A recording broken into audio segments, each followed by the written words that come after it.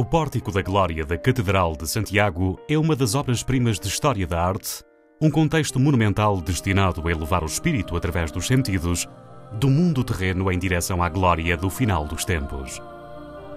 Concebido pelo mestre Mateus e consagrado a 1 de abril de 1188, recria uma visão total e comovedora da história da redenção através da arquitetura, da escultura e da pintura.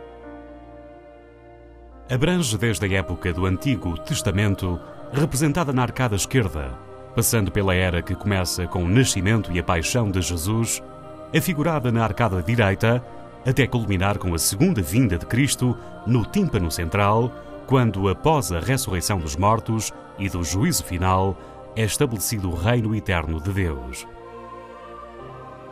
A escultura do apóstolo Santiago, uma das obras-primas da arte do seu tempo, ocupa um espaço privilegiado.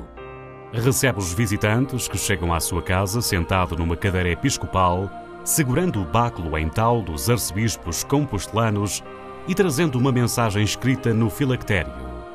Misit me Domine, enviou-me o Senhor, em alusão ao seu trabalho evangelizador em Espanha. Como outros monumentos emblemáticos do património mundial, o Pórtico da Glória apresenta um estado de conservação crítico, com um avançado processo de deterioração que está a aumentar de forma evidente e que precisa de uma intervenção urgente. Em consequência disto, a policromia que decorava os relevos perdeu-se quase por completo. No pilar da direita estão representados os apóstolos mais próximos de Cristo, São Pedro com as chaves, São Paulo a suster um livro aberto e o próprio Santiago que gira suavemente a cabeça na direção do seu irmão São João para iniciar uma conversação. Este é o lado do pórtico em que se verifica um processo de deterioração mais marcada por causa das filtrações de água procedentes das coberturas que afetaram esta zona durante anos. O granito, pedra em que foram lavradas a grande maioria das esculturas, é um material poroso e, portanto, sensível à ação da água.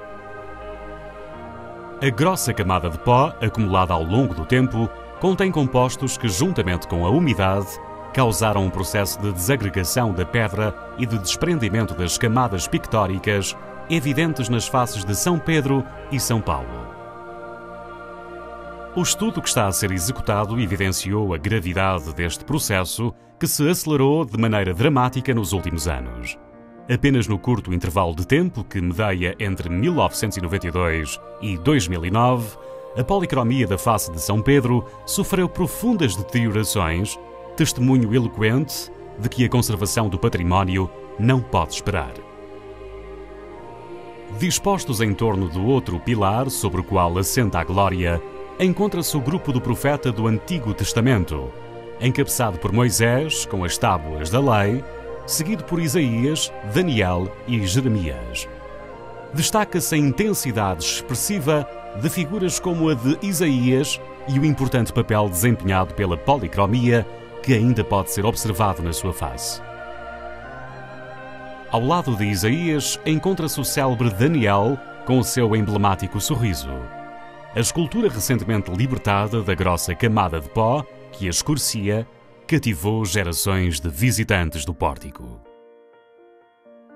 Cristo é representado em majestade, rodeado pelos 24 anciãos do Apocalipse com os seus instrumentos e flanqueado pelos 4 evangelistas.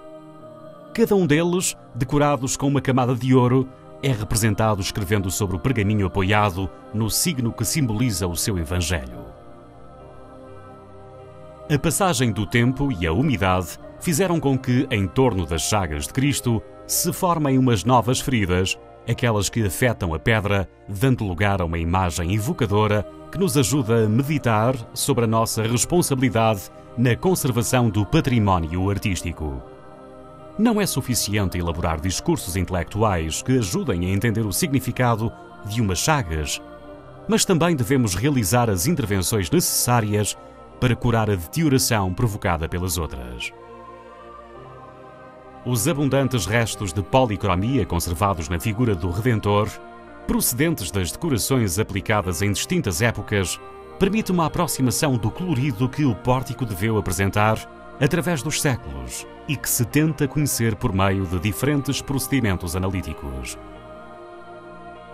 O programa Catedral representa a intervenção de maior relevância realizada à data na Basílica Compostelana. Na atualidade, concluída a primeira fase de estudos, estão a ser redigidos o projeto de intervenção e o plano de conservação preventiva, que permitirão executar os trabalhos de conservação e de restauro de todo o conjunto.